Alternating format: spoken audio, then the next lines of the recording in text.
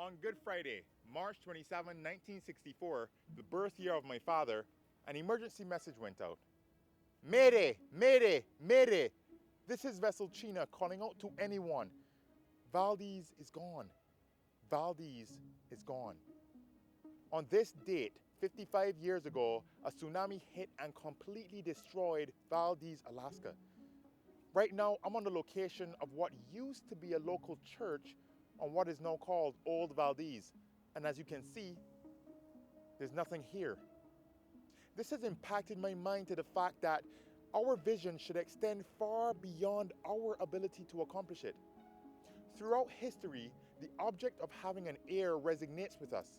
Having someone to carry on the family name can weigh heavily on the mind when that time comes. And with this idea, I want to direct your mind to the first three kings of Israel: Saul, David, and Solomon. After the people of Israel decided that they were going to have a king against the advice of God, God gave them their first king. To the people, Saul represented everything that a king should be, and so they accepted him as their leader. Saul was very successful in his endeavors. However, after being in this position for many years, his hunger for power destroyed him and his offspring as they followed their leader to their own demise. Saul's struggle for power so deteriorated his ability to reason that when he found someone who he trained as a prodigy with great potential to lead the people far beyond his abilities, he tried to kill him. The sound of his subjects praising the name of the man whose military experience was founded on King Saul's leadership enraged him. He was threatened. His ego was hurt. The people no longer needed him, and so he must remove the threat. Miles Monroe says that only sick leaders need people to need them. When people no longer depend on them, they feel as though they don't have any value. He also says that the heart of a true leader is more interested in people than in private ambition. Obviously, this was a very serious fault of Saul's. After Saul and his sons died, David became king, one of the mightiest kings of Israel. He didn't try to force anyone to follow him because he understood one of the most fundamental principles of leadership. Leadership is a privilege given by others.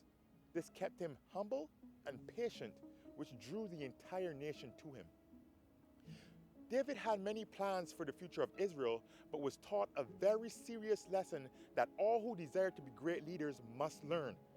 The empire must go on, and as it goes on, it will change its shape to suit the needs of the empire.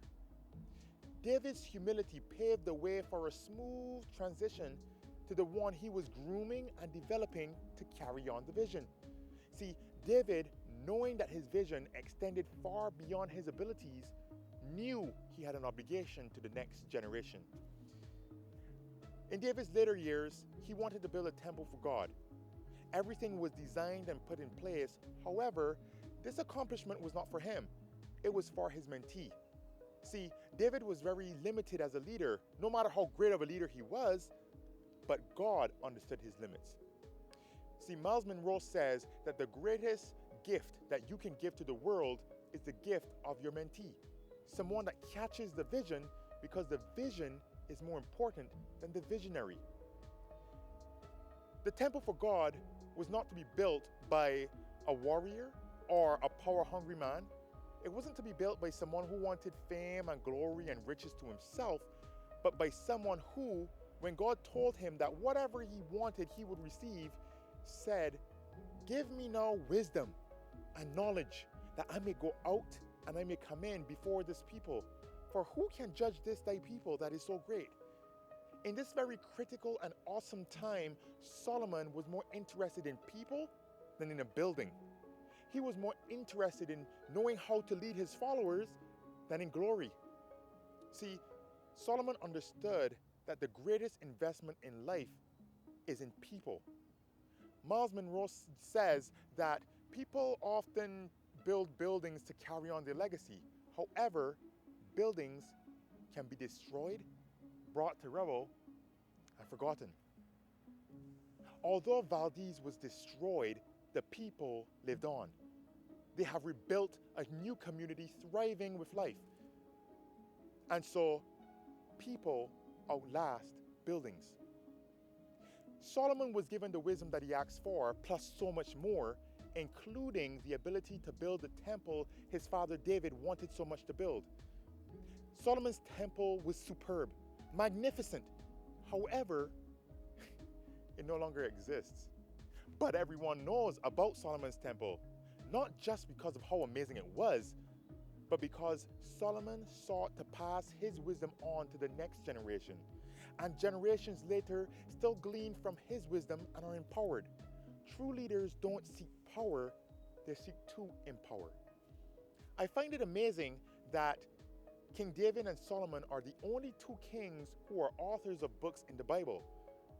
They understood that they had an obligation to the next generation. I believe that they felt as though they owed a debt to the future and acted on it. Every individual has the potential to be a great leader. We all have gifts given to us by God to develop and multiply.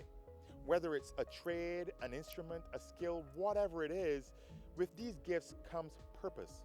The purpose of a tradesman should always be to provide the best service for anyone. And to be able to do this, he must fine-tune and develop his skills. The next generation can learn from you. They can learn the processes and procedures that you have implemented to be able to gain success in a particular project. If you are a leader in an instrument, you can teach how you've been able to gain the level of success that you may be at. Whatever your gift is, I encourage you to mentor someone else, because as Miles Monroe says, a leader who gains success without succession is a failure.